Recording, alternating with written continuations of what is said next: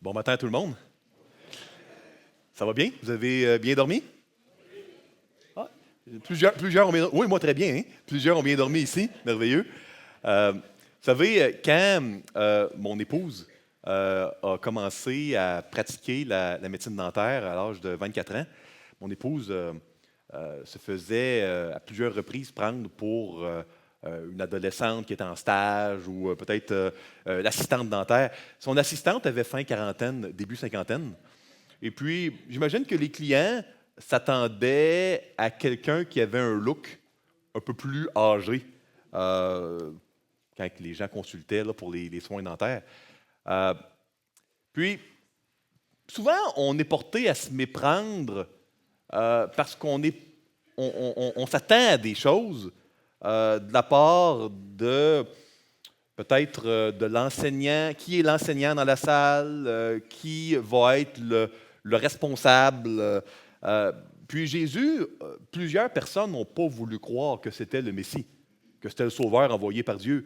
On s'attendait à ce qu'un Sauveur naisse dans un palais à Jérusalem, pas à Bethléem, puis certainement pas grandir à Nazareth. Donc, on est porté à avoir des filtres et à avoir de la difficulté à voir vraiment les choses, certaines choses auxquelles on ne s'y attend pas. Il y a des expériences là, qui ont été faites là, en neurosciences. Je vous passe les détails, mais par exemple, on vous met un jeu de cartes, on vous demande qu'est-ce qui cloche, et puis on va mettre dans le jeu de cartes, par exemple, une carte de cœur, puis le cœur va être noir. Puis là, personne ne va le remarquer dans le groupe parce que les gens vont regarder les chiffres, ils vont chercher toutes sortes de choses, mais on ne s'attend pas à voir un cœur ou un carreau dans un jeu de cartes qui va être noir, on s'attend à voir du rouge, etc. Donc, on a des filtres. Puis, c'est vraiment intéressant de voir comment le Sauveur que Dieu avait choisi pour sauver l'Égypte du Moyen Empire, qui était un peuple, on l'a mentionné, qui n'aimait pas beaucoup les étrangers ou qui, à tout le moins, faisait une grande différence entre qui était égyptien, qui ne l'était pas. Ça va être un étranger qui était en prison depuis plusieurs années, qui va être le numéro 2, le grand vizir, le premier ministre du Moyen Empire de l'époque, et qui va être le sauveur envoyé par Dieu. Et, chose surprenante, les gens vont le recevoir. Donc, j'ai intitulé mon message « Le sauveur que personne n'avait vu venir ». Ça a été le cas de Joseph et c'est très souvent le cas de Jésus-Christ. Prions, s'il vous plaît. Seigneur Jésus, on a besoin que tu ouvres nos yeux pour qu'on puisse voir. Et puis, s'il y a un domaine où c'est important, c'est par rapport à toi, puis aux choses spirituelles, aux choses de ta parole. Seigneur, s'il y a des gens qui ne te connaissent pas ici, attire-les à toi avec ta grâce irrésistible. Ouvre leur cœur, Seigneur. S'il y a des gens qui te connaissent, ouvre également leur cœur afin qu'ils puissent être fortifiés, être encouragés, être consolés, être rafraîchis, Seigneur, par ta parole, par ta personne. Et c'est dans le nom de Jésus qu'on te remet cet enseignement. Amen. Donc, on a vu qu'il y avait malheureusement un oubli de la part du chef des échansons et que Joseph continue à croupir en prison pour un crime qu'il n'a pas commis. On a vu que durant ces temps-là, Dieu prépare une rédemption du côté de Juda, en Canaan. Et on a vu aussi que cette prison-là était une prison spéciale où Joseph apprend une gestion beaucoup plus complexe et importante que celle qu'il avait appris dans la maison de Potiphar. On a vu que la bénédiction continue à jaillir partout autour de Joseph par Joseph. On va lire aujourd'hui le très long chapitre 41 en 3 parties. On va voir que Dieu, durant toutes ces années-là, avait préparé une rencontre où en une journée, tout va changer. On va voir également que Dieu va avertir d'un jugement qui s'en vient et on va voir que Joseph se met à porter un fruit qui a un rayonnement qui est sans précédent là où il a souffert. Okay? C'est là qu'il va porter le fruit sans précédent. Lisons les versets 1 à 13 dans un premier temps. Au bout de 2 ans, Hein? Donc, 2 ans après le rêve du chef des panetiers et du chef des chansons. Au bout de 2 ans, Pharaon eut un songe. Voici, il se tenait près du fleuve. Et voici, 7 vaches belles à voir et grasses de chair montèrent hors du fleuve et se mirent à paître dans la prairie. 7 autres vaches laides à voir et maigres de chair montèrent derrière elles hors du fleuve et se tinrent à leur côté sur le bord du fleuve. Je fais juste une parenthèse ici avant de continuer. Comprenez que l'Égypte est un empire qui a toujours été vraiment sur le bord du Nil. Le Nil qui est le fleuve le plus long d'Afrique, le 2e plus long fleuve au monde, en fait. Donc, quand on parle du fleuve, là, c'est dans un domaine de l'Égypte, là, c'est le Nil. Il y a pas de, on n'a même pas besoin de le nommer, tellement c'est important. Verset 4. Les vaches laides à voir et maigres de chair mangèrent les 7 vaches belles à voir et grasses de chair. Et Pharaon s'éveilla. Il se rendormit et il eut un second songe. Voici, 7 épis gras et beaux montèrent sur une même tige, et 7 épis maigres et brûlés par le vent d'Orient poussèrent après eux. Les 7 épis maigres engloutirent les 7 épis gras et pleins, et Pharaon s'éveilla. Voilà le songe. Le matin, Pharaon eut l'esprit agité, et il fit appeler tous les magiciens et tous les sages de l'Égypte. Il leur raconta ses songes, mais personne ne put les expliquer à Pharaon. Verset 9. Alors le chef des échansons prit la parole et dit à Pharaon, « Je vais rappeler aujourd'hui le souvenir de ma faute. Pharaon s'était irrité contre ses serviteurs, et il m'avait fait mettre en prison dans la maison du chef des gardes. Moi et le chef des panetiers, nous eûmes l'un et l'autre un songe dans une même nuit, et chacun de nous reçut une explication en rapport avec le songe qu'il avait eu. Il y avait là avec nous un jeune Hébreu, esclave du chef des gardes. Nous lui racontâmes nos songes, et il nous les expliqua. Les choses sont arrivées selon l'explication qu'il nous avait donnée. Pharaon me rétablit dans ma charge, et il fit pendre le chef des panetiers. » Donc, on voit ici que Dieu a travaillé du côté de Juda en Canaan, a travaillé du côté de Joseph qui reste accroché à Dieu et qui a un service fidèlement au fond de sa prison. Puis, on ne pouvait pas savoir pourquoi Dieu attendait. Dieu attendait le bon moment. Dieu attendait un moment où il allait avertir le souverain de l'Empire égyptien de 7 années de famine. On va voir dans quelques instants. 7 années d'abondance, suivies de 7 années de famine. Donc, mon premier point ce matin, c'est Dieu travaille dans les périodes d'attente. Puis, comme le théologien John Flavel disait, la providence de Dieu, c'est un peu comme l'hébreu ancien. On doit le lire à l'envers. Hein, et puis, c'est un encouragement, frères et sœurs, à mettre votre confiance en Dieu quand on est dans des périodes d'attente où on ne comprend pas ce qu'il peut avoir de bon qui va en émerger. Peut-être qu'on est entre 2 emplois, comme on dit. Peut-être qu'on est dans une période où on ne voit aucun fruit, où tout semble inutile. Parfois, on pense qu'on perd notre temps. Il n'y a pas de perte de temps avec Dieu. Parfois, c'est dans ces périodes-là que Dieu travaille le plus puissamment, mais de manière invisible. Et c'est pour ça qu'on doit faire confiance à Dieu. Sinon, on ne réussit pas à tenir le coup. On se décourage, vous comprenez? Donc, ce n'est pas comme si on avait le choix, hein, ou le choix n'est pas l'autre option là, de ne pas faire confiance à Dieu. On va se décourager. Et probablement, on va devenir infidèle. Et vous savez, il n'y a rien de bon à aller là-dedans. Deuxièmement, on voit le pharaon qui a un songe. Je vous ai mentionné, je vais montrer un papyrus là, du British Museum avec les songes. On croyait que les dieux parlaient par des songes. Et puis quand tu étais le monarque, c'était encore pire parce que les monarques de l'ancien Proche-Orient croyaient qu'ils régnaient par mandat divin. Donc, c'était vraiment lié à la religion du pays. Si tu étais, par exemple, le chef de la Syrie, le roi de la Syrie, ben, ton titre, c'était Ben-Hadad, le fils du dieu Hadad. Si tu étais pharaon, ben, tu étais toi aussi une divinité et puis tu régnais par mandat divin. Donc, ce n'est pas des conseillers politiques que tu avais, c'était des prêtres et des conseillers religieux qui allaient t'aider à connaître la volonté des dieux, puis aller en guerre, faire la paix. Ce n'était pas juste de l'argent, puis de l'économie, puis de la stratégie. il y avait beaucoup, quelle est la volonté des dieux, et le peuple se soumettait au monarque parce qu'il était croyant, et il croyait aussi, le peuple, que le souverain régnait par mandat divin. Vous comprenez, hein? Donc là, le pharaon qui a deux rêves, souvent on oublie nos rêves, qui s'en souvient et qui ne peut les expliquer. Bon, on va faire venir l'équipe des sages, des astrologues, des magiciens, mais pour une fois, ils ne peuvent pas donner d'explication.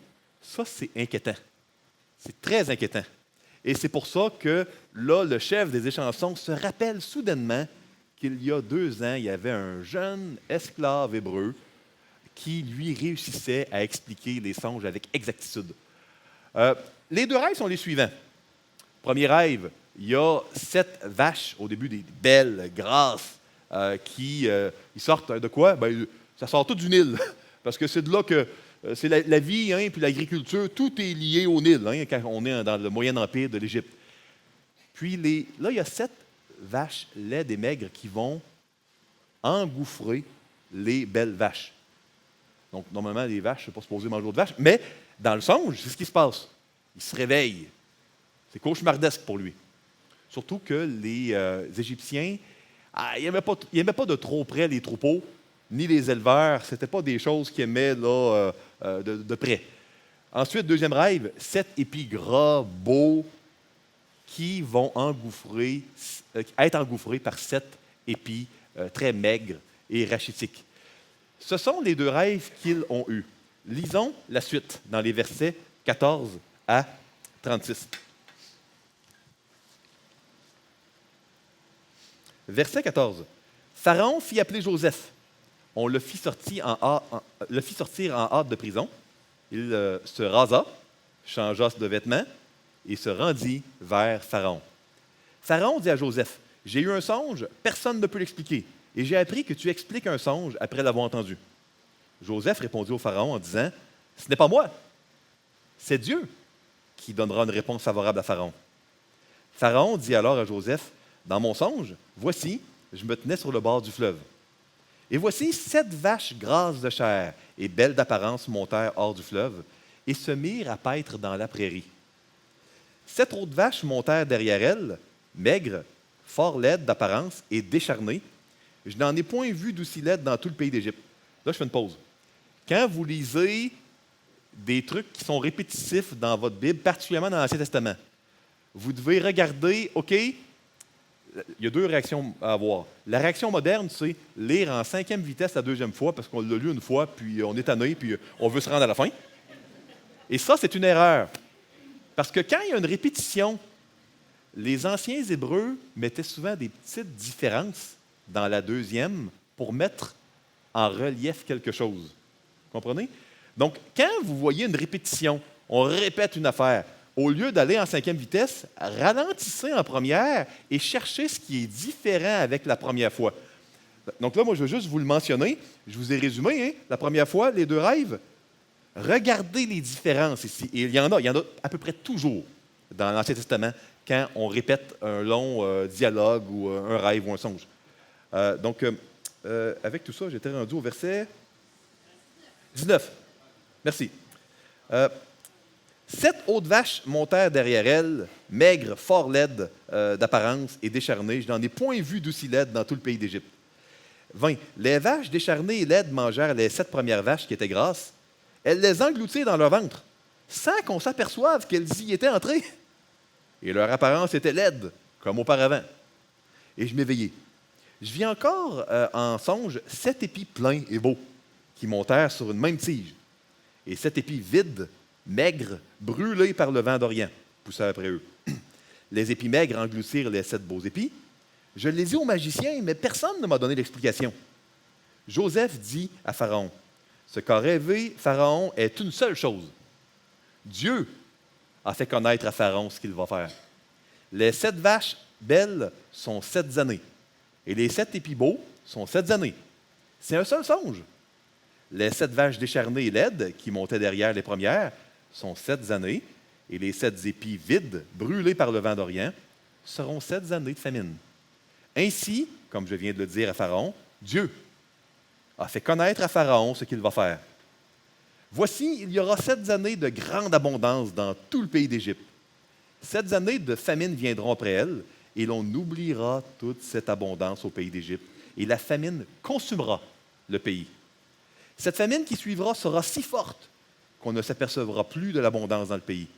Si Pharaon a vu le songe se répéter une seconde fois, c'est que la chose est arrêtée de la part de Dieu et que Dieu se hâtera de l'exécuter. Maintenant, que Pharaon choisisse un homme intelligent et sage et qu'il le mette à la tête du pays d'Égypte. Que Pharaon établisse des commissaires sur le pays pour lever un 5e des récoltes de l'Égypte pendant les 7 années d'abondance. Qu'il rassemble tous les produits de ces bonnes années qui vont venir, qu'il fasse, sous l'autorité de Pharaon, des amas de blé, des approvisionnements dans les villes et qu'ils en aient la garde. Ces provisions seront gardées en réserve, pour le pays, pour les 7 années de famine qui arriveront dans le pays d'Égypte, afin que le pays ne soit pas consumé par la famine. Donc, ici, si je vous demandais, avant de tourner, avez-vous vu les petites différences? Il y en a, hein? Regardons sur quoi le narrateur, sous l'inspiration divine, a voulu mettre le focus. On voit clairement le petit commentaire anecdotique là, de Pharaon qu'il n'en a jamais vu d'aussi laide dans tout le pays d'Égypte. Déjà, il n'aime pas beaucoup les éleveurs de troupeaux, mais les vaches laides, là, ça l'a marqué. Et le fait qu'une fois qu'elles ont englouti les belles vaches, qu'elles sont aussi laides et maigres qu'avant, ça aussi, on voit que c'est des éléments qui nous mettent dans la peau du trouble de Pharaon à l'époque. On voit que Joseph, il donne immédiatement l'explication, tout comme il a fait au chapitre précédent avec le chef des panetiers et des chansons. Même pas besoin de temps pour prier dans ce cas-ci, réfléchir. Ces années-là de difficulté, où sans savoir ce qui allait se produire, il est resté fidèle, intègre. Il semble que ça a donné des bons fruits, hein, des bons résultats. On sous-estime ce que Dieu peut faire d'une manière invisible dans notre caractère, dans notre intégrité, au niveau de fortifier notre foi, quand il ne se passe rien qui frappe l'œil dans nos vies. On voit également, je vous l'ai mentionné, hein, Joseph, il ne parle pas beaucoup. Dans le narratif, là, en Genèse 37-50, on n'a pas énormément de dialogue de Joseph, mais quand il parle, Dieu, il est au premier plan. Le peu de choses qu'il va dire, là, Dieu a fait connaître, il va répéter, Dieu a fait connaître une autre fois, la chose est arrêtée de la part de Dieu, Dieu va se hâter de l'exécuter. Voyez-vous comment il met Dieu au centre? Pourtant, il manque des données à Pharaon. Dans le panthéon de Dieu égyptien, il n'y a pas Yahweh, il n'y a pas l'Éternel. Il ne se soucie pas qu'il manque des éléments, il fait juste, en toute normalité, parler de Dieu. Parfois, on se complexifie la vie, on dit « je ne parlerai pas de l'Évangile à mon voisin ou à un tel qui est venu parce qu'il va lui manquer des données, il ne comprendra pas. » Et puis, vous savez, on ne comprend pas tout, nous. Hein? Puis on ne comprenait pas tout à notre conversion, mais Dieu nous a sauvés quand même. Il ne s'agit pas d'être cryptique dans nos paroles envers les autres, mais ne rajoutons pas de barrières. Vivons notre foi d'une manière qui est simple et qui est transparente, sans se soucier à outrance des infos qui peuvent manquer aux autres. Le fait qu'il y a eu 2 songes, je vous l'ai mentionné, ça veut dire que la chose est arrêtée, tout comme c'était le cas pour les 2 songes de Joseph. D'ailleurs, avez-vous remarqué qu'il y a beaucoup de duos dans le narratif de Joseph? Le narrateur se sert beaucoup de duos. Donc, Joseph a 2 songes au chapitre 37. On va voir par la suite qu'il va y avoir 2 des fils de Juda qui vont mourir. Et puis, par la suite, avec Tamar, il va y avoir 2 jumeaux. La tentation, chapitre 39, 2 fois. L'attente, 2 années de plus pour l'attente. Et là, il va y avoir 2 songes pour Pharaon, 2 enfants pour Joseph après. Il y a constamment des petits duos qui vont arriver jusqu'à la fin du narratif de Joseph. Et ça, c'est simplement la manière, encore une fois, de mettre en relief des choses. On aimait beaucoup utiliser la répétition, ce genre de choses-là, en littérature hébraïque à l'époque. Et on voit ça ailleurs dans l'Ancien Testament, à plusieurs endroits. Ici, Joseph, il met ses habiletés, ses dons, ses compétences au service de l'Empire qui l'a acheté comme esclave, qui l'a laissé croupir en prison, qui ne sert pas Dieu, qui ne connaît pas Dieu, un empire injuste. Sa vie a été teintée, il a payé le coût Il a payé le prix de cette injustice-là. Et c'est ceux qu'il est en train de servir. Et il ne se borne pas à son habitude. Joseph ne se borne jamais à faire ses tâches. J'entendais Samuel dire au début du camp, si vous voyez quelque chose à terre, un déchet, allez, ramassez-le, quelqu'un l'a oublié, allez le jeter. C'était vraiment le genre de Joseph de faire ces choses-là. Il ne se bornait pas à superviser. « Ah, tu as de la mine triste? Chef des panetiers et chansons, qu'est-ce qui s'est passé? Tu as eu un songe? Raconte-le-moi. » L'interprétation appartient à Dieu. Et là, il ne se borne pas à interpréter les 2 songes du Pharaon. Il lui donne des solutions administratives pour sauver le pays de son affliction. Écoutez, ça ne peut pas être plus altruiste que ça. Il est où l'avantage de Joseph là-dedans? Il ne dit même pas, tu devrais me mettre au moins conseiller, je pourrais aider. Après tout, j'ai eu l'explication. Il est complètement dans le mode, je vais me laisser utiliser par Dieu pour être une bénédiction, parce que je suis un fils d'Abraham. Puis Romains chapitre 4 nous dit qu'on est tous et toutes ici des fils et des filles d'Abraham. Qu'on soit juif ou non, Romains 4 nous dit qu'Abraham est le père des circoncis et des incirconcis. Donc, on est appelés, nous aussi, à être une bénédiction pour toutes les nations de la terre. Quelle est la prison? Quelle est l'Égypte? Quel est le pays de ton affliction? Quel est le pays de mon affliction? Tout le monde ici, on va avoir un compte d'affliction qui a été soigneusement préparé par Dieu. Quel est-il? Est-ce qu'on veut garder une bonne attitude? Sinon, on ne sera pas des outils malléables dans la main de Dieu. Le meilleur musicien du monde ne peut pas jouer sa musique sans son instrument. Un bon instrument, c'est un instrument qui va être maniable, qui va être flexible dans la main d'un grand musicien, d'une grande musicienne, vous me suivez? Le grand musicien, ce n'est pas nous, c'est le Seigneur. Est-ce qu'on veut être flexible dans sa main? Si oui, la posture de notre cœur, et je le mentionnais en vous parlant de perpétuer de félicité hier, ça, c'est vraiment clé. Donc, comment Joseph a-t-il pu rester près de Dieu puis aimant durant les 13 années dans lesquelles il était en Égypte? Parce qu'il est parti à 17 ans et le texte nous dit qu'il avait 30 ans. Bon, 13 ans ou 14, 13 et demi. S'il avait mis le focus sur la justice personnelle et sur la souffrance qu'il avait eue, il n'aurait été que d'amertume en amertume et sa souffrance en aurait été augmentée.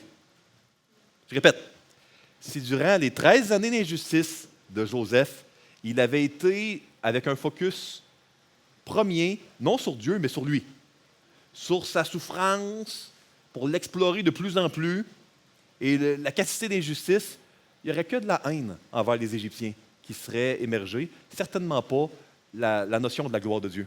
Et ça, il y a certainement une leçon pour nos vies. Lisons maintenant les versets 37 à 57. Ça devient vraiment intéressant ici. Ces paroles plurent à Pharaon et à tous ses serviteurs. Et Pharaon dit à ses serviteurs, « Trouverions-nous un homme comme celui-ci, ayant en lui l'Esprit de Dieu? » Et Pharaon dit à Joseph, « Puisque Dieu t'a fait connaître toutes ces choses, il n'y a personne qui soit aussi intelligent et aussi sage que toi. Je t'établis sur ma maison, et tout mon peuple obéira à tes ordres.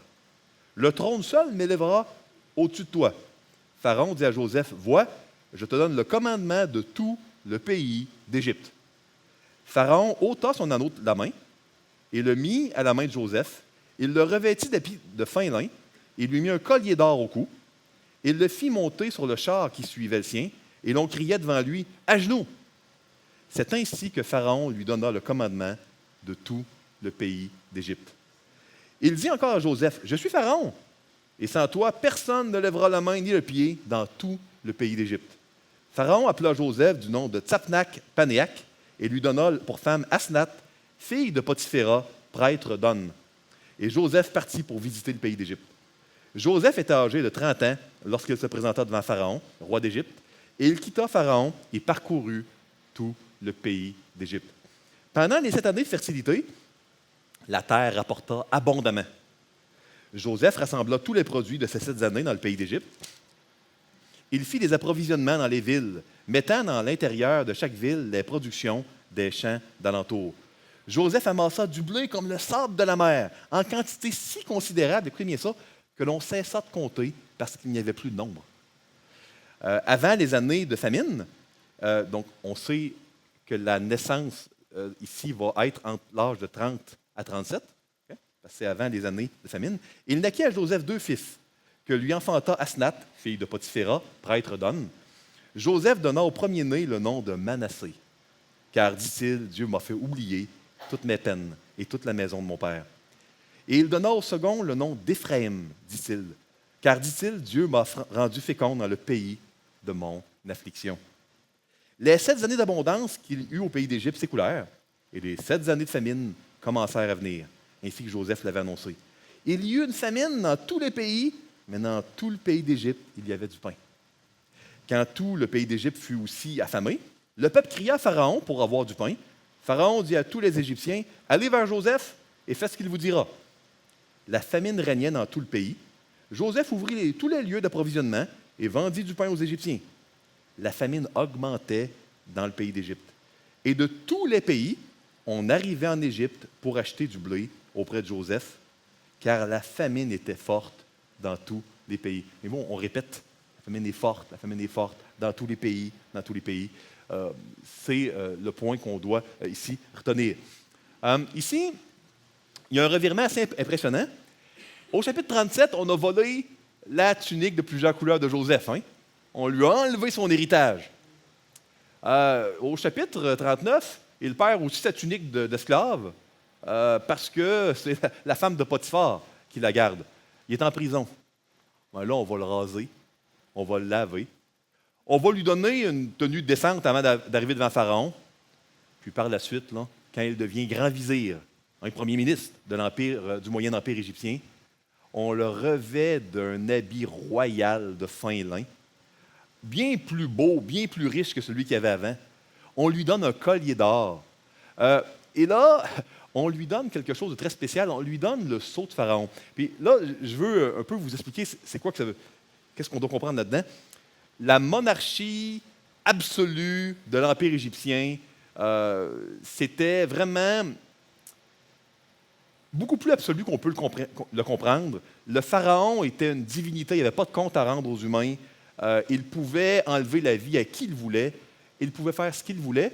Et il avait, quand il envoyait des lettres, un sceau, et puis souvent dans de l'argile ou dans de la cire, il allait sceller de son nom, hein, une genre de cartouche, là, et évidemment, désobéir à une lettre signée de Pharaon, c'était comme désobéir à Pharaon, peine de mort. Il n'y a même pas d'idée de qu'est-ce qui va se passer, je vais être en prison longtemps. Peine de mort. On ne désobéit pas à Pharaon, que ce soit verbalement ou par écrit. Mais là, il va lui donner à Joseph.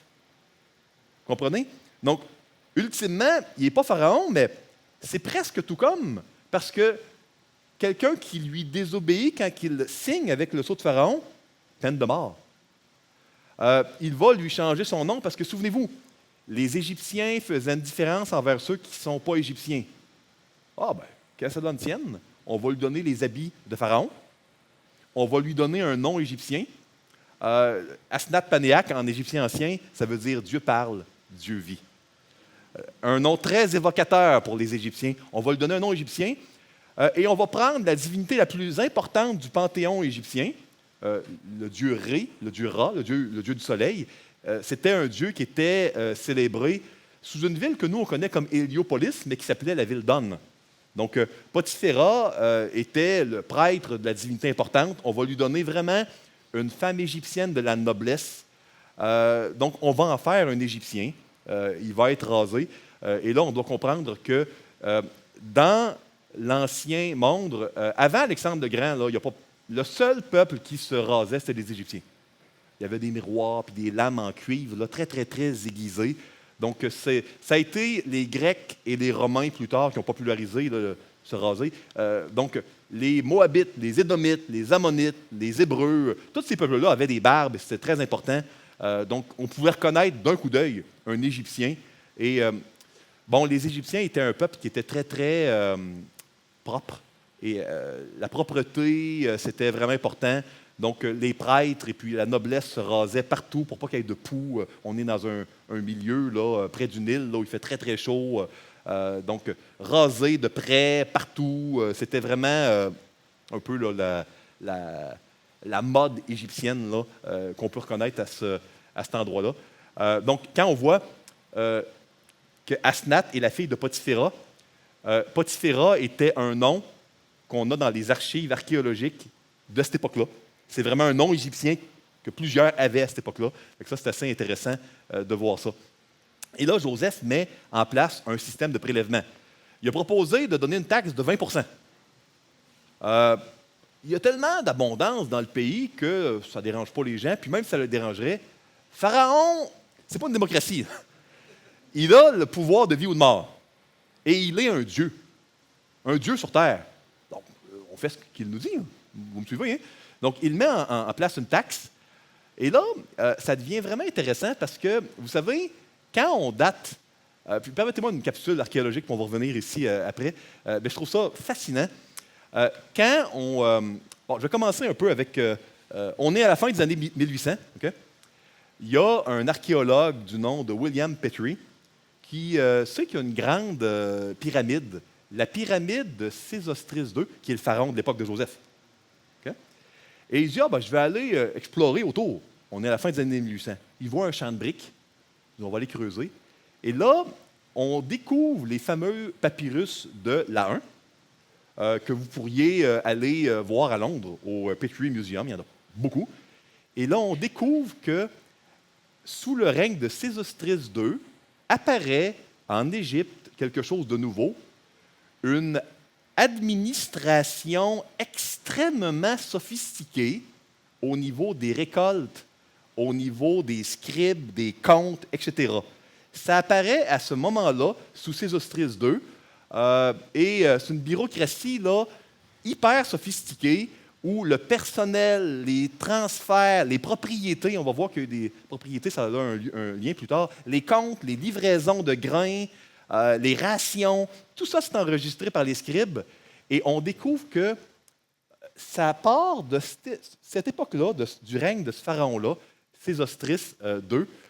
Donc, c'est assez intéressant de voir que quand on regarde la datation, il y a effectivement eu énormément d'artefacts qui nous disent qu'à un moment donné dans l'Empire égyptien, il y a eu une méga administration et ça part de ce moment-là. Donc, c'est assez intéressant de voir ça. Ici, si vous allez, si vous n'allez pas en Europe, mais vous allez à New York, c'est pas si loin, New York, on peut voir ici le papyrus Eknak, qui date d'un peu avant, qui parle de l'administration. Ça, le sceau, là, c'est ça le sceau. Le sceau de Sésostris II. On l'a retrouvé. Vous pouvez aller le voir vraiment au British Museum, encore une fois. Et c'est... en fait, non. Ça, c'est une petite coquille. Ce sceau-là, il n'est plus au British Museum, il est au Walters Museum à Maryland. Excusez-moi, il y a une petite coquille dans le PowerPoint, je corrigerai pour ceux qui veulent. En passant, ce soir, il va y avoir un lien web que Louis va mettre pour ceux qui veulent avoir les PowerPoint puis le matériel. Je pourrais donner toutes sortes de matériel, mais ça, c'est une petite erreur. Il est dans le Maryland, si vous voulez aller le voir. Et c'est vraiment le sceau réel. Fait que si c'est bel et bien Sésostris, le pharaon de l'époque de Joseph, ben c'est le sceau. Il a été retrouvé. Il est dans le Maryland. Pourquoi on dit de Kaképéré? Parce que les Égyptiens avaient un nom de naissance puis un nom de trône. Sésostris, c'est son nom de naissance. Kaképéré, c'est son nom de trône. D'ailleurs, il a envoyé Joseph marier la fille du prêtre du soleil. Hein? Ben, son nom de trône, Kaképéré, c'est Ra ou Ré, le dieu du soleil. C'est le Ka, c'est la force vitale des Égyptiens. De Ré est apparu. C'est son nom de trône. Donc, c'était vraiment quelqu'un que le dieu du soleil, c'était important, c'est dans son nom de trône. Donc, voyez-vous comment, quand on se met à creuser le texte et à regarder des détails, on voit des validations extérieures qui sont extensives, à rayonnement élevé, qui, pour nous, ne sont pas surprenantes. C'est normal, parce que c'est vrai. Parce que c'est un récit authentique. Ne vous laissez pas berner en voyant... Il y a des gens qui, sans aucune preuve, vont dire largement « Ah, la Bible, c'est un conte de fées, on n'a pas... » Ces gens-là n'ont pas lu la Bible, ou sont complètement ignares, ou sont menteurs. Qu'on soit chrétien ou pas, il y a des preuves et d'authenticité sur pratiquement tous les livres de l'Ancien Testament, ou presque, qui sont dispersés partout dans le monde, dans des centaines de musées. Donc ça, c'est intéressant. Excusez-moi, je ferme la capsule archéologique, je reviens au texte. Donc, on voit que dans ces 16 années d'abondance-là, il appelle son premier fils Manassé. Nasha, en hébreu ancien, c'est oublier. Menasha, c'est l'oubli. À partir de l'oublier, ben, t'oublies. Et puis, c'est intéressant de voir ça parce que ça veut dire que les 13 premières années, il était en souffrance. Mais il avait juste mis le focus au bon endroit. Pour moi, ça ajoute au réalisme, puis je trouve ça très encourageant. Parce que si c'est un surhomme qui est juste extrêmement résilient, puis ben là, c'est pas un homme de la même trempe que nous, donc c'est peu applicable. Ça fait du sens que durant les 13 ans, il continue à souffrir. Mais il a mis le focus au bon endroit, puis il peut être un outil flexible dans la main de Dieu. Et nous aussi, si on est en souffrance depuis 13 ans, si on met le focus au bon endroit, même avant qu'on ait un répit, on peut être des outils dans la main de Dieu. Et là, il y a eu enfin un genre de répit, tant mieux pour lui, après 13 ans. Et là, au premier enfant, il a dit ben, Dieu m'a fait oublier mes souffrances. Le deuxième, dans le fond, le verbe para, c'est donner du fruit. Et puis quand tu mets Haïm, ça fait x2 en hébreu ancien. Fait que Ephraim, c'est double fruit. Donc, on célèbre le fait que Dieu nous donne du fruit dans le pays de notre affliction. Donc, c'est vraiment remarquable de voir ça. Dieu fait ça dans le pays de l'affliction. Dieu nous promet à nous aussi qu'il peut nous faire porter du fruit si on est fidèle dans le pays de notre affliction. Écoutez, quelques applications que j'aimerais vous laisser. Il y en a, j'en ai mis 3 principales, mais il y en a vraiment plusieurs. Premièrement, Dieu nous appelle à être fidèles, puis il va y avoir des moments de répit souvent, mais on ne peut pas les prévoir. On ne peut pas prévoir s'ils vont être dans 13 ans, dans 20 ans, dans 2 ans. On ne peut pas prévoir la durée de ces années de répit-là, mais la vie sur Terre est faite de moments difficiles et de répit et de joie. Il y a les deux habituellement dans la vie sur Terre. Et on ne doit pas attendre des circonstances idéales. La pire posture du monde, oui, c'est de ne pas se victimiser, mais ce n'est pas non plus d'être dans l'attente de situations idéales pour servir. Moi, j'ai connu quelqu'un qui, quand j'étais adolescent, il disait, ben moi, j'ai hâte d'être à la retraite pour servir le Seigneur. C'est quelqu'un qui était dans mon église locale à l'époque. Puis quand j'étais adolescent, il répétait souvent, il était très vocal, il disait, moi, j'ai hâte. Puis là, je ne peux pas tout le temps aller à l'église, je ne peux pas avoir d'implication, pas beaucoup de temps non plus pour lire la Bible, étudier la Bible, parce que je travaille fort, mais je travaille tellement fort que je vais pouvoir prendre ma retraite plus tôt. Puis là, je vais pouvoir servir le Seigneur à temps plein. Écoutez, il ne va pas beaucoup à l'église. Dans les derniers contacts que j'ai eus avec cette personne-là, il lit pas beaucoup la Bible. Son plan, qui certainement était sincère, ne s'est pas accompli. La réalité, c'est que c'est très rare qu'on va, à moins d'une intervention de Dieu, changer du tout au tout. Nos intérêts vont se prolonger à la retraite, mais à moins d'une intervention du Seigneur, et le Seigneur le fait parfois, il y a une prolongation. Attendez pas la retraite pour servir le Seigneur. Dites pas, ben moi, je vais donner un coup, puis je lirai la Bible, puis je prierai plus tard. Tu sais, servez aujourd'hui. Au pire, vous prendrez la retraite plus tard, mais servez le Seigneur aujourd'hui, lisez votre parole aujourd'hui, vivez pour Dieu aujourd'hui. On ne sait pas ce que le demain nous réserve. Donc, c'est important de... J'ai entendu des gens aussi. Il y a un camarade de classe qui me disait, qui était très intéressé à l'Évangile. C'était pas un chrétien. Je lui parlais du Seigneur, puis il me disait, Mathieu, là, j'ai une grosse formation. C'était quelqu'un qui étudiait l'actuariat. C'était très, très prenant. Puis il disait, quand je vais avoir terminé mes études d'actuaire, là, je vais pouvoir m'y intéresser. Je sais que c'est vrai ce que tu dis. Je sais que c'est vrai, Jésus, l'Évangile, mais je ne suis pas rendu là. Ça fait longtemps qu'il a fini ses études. Il ne s'est jamais intéressé par la suite. Pourtant, il était à un point où il savait que c'était vrai, puis il voulait le faire. Attendez pas.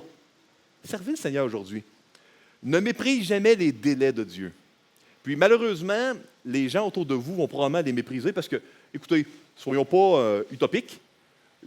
Culturellement, même dans les églises, souvent les gens vont sous-estimer puis mépriser les délais, puis les gens vont célébrer puis valoriser les choses qui tapent l'œil. Pas tout le monde, mais c'est quand même très, très généralisé. Je pense soyons réalistes ensemble. Euh, vous, dans votre vie et dans la vie des autres, quand les gens sont sans emploi, ils semblent être entre deux, il y a des choses, peut-être à la retraite, il semble avoir moins de choses qui tapent l'œil qu'avant. Ne méprisez pas ces périodes-là.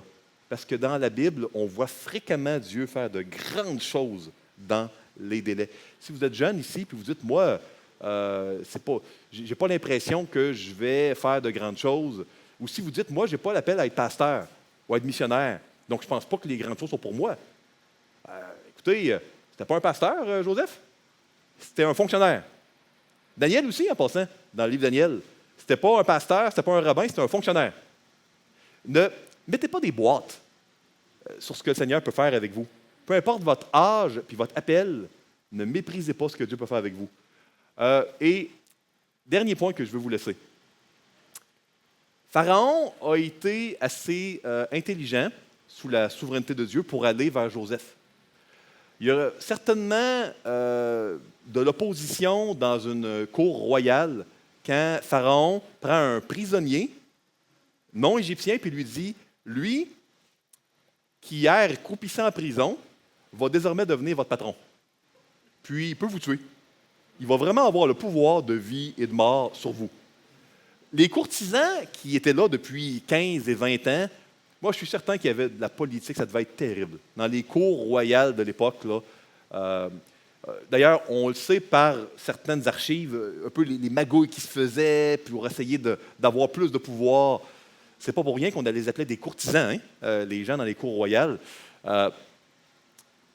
Ils ont quand même eu le bon sens d'accepter. Pourquoi? Parce qu'ils croyaient que les songes de Pharaon étaient vrais, que l'interprétation était vraie, et quand on est dans le trouble, quand on voit qu'on est au bout, excusez-moi de l'anglicisme de notre pitch, on est au bout de nos capacités et qu'on a une menace majeure, on a un jugement qui s'en vient. Parfois, dans la grâce de Dieu, on est plus ouvert. C'est dans les moments où on est convaincu qu'on a besoin d'être pardonné que parfois on vit les plus grandes repentances.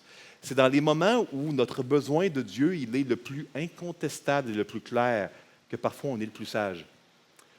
Est-ce que vous allez être capable d'accepter le Sauveur que Dieu vous a envoyé? Si vous ne connaissez pas le Seigneur, accepterez-vous le Christ? Est-ce que vous allez reconnaître que vous avez besoin d'un Sauveur? Si vous êtes dans un bout difficile, reconnaissez qui est le Sauveur. Ce n'est pas un Sauveur qui frappe l'œil, mais c'est celui qui peut vous sauver. C'est la seule personne qui peut vous sauver. Si vous êtes chrétien, mais que vous avez mis le Seigneur sur la banquette arrière, n'oubliez pas qu'une fois sauvé, on a besoin tous les jours de notre vie du Seigneur. Sans quoi, on finit par s'autodétruire, comme avant. Ah, on va au ciel quand même, mais on s'autodétruit. Si vous êtes chrétien, si vous êtes chrétienne, reconnaissez votre besoin du Seigneur dans votre vie de tous les jours. Prions, s'il vous plaît. Seigneur Dieu, merci beaucoup pour cette remontée fulgurante que tu as faite en une journée, d'une manière complètement inattendue avec Joseph. C'est encourageant. Aide-nous à te faire confiance. Joseph ne pouvait pas savoir que ça s'en venait. Personne ne pouvait savoir et prévoir qu'une telle remontée arrivait, mais c'est arrivé. Tu sais ce que tu fais. Je te prie, Seigneur, de rassurer nos cœurs en lisant ce récit tout à fait authentique, afin qu'on puisse être remplis d'assurance dans les moments d'attente et qu'on puisse également voir notre besoin de toi. C'est dans ton beau nom, le nom de Jésus, que nous te prions. Amen.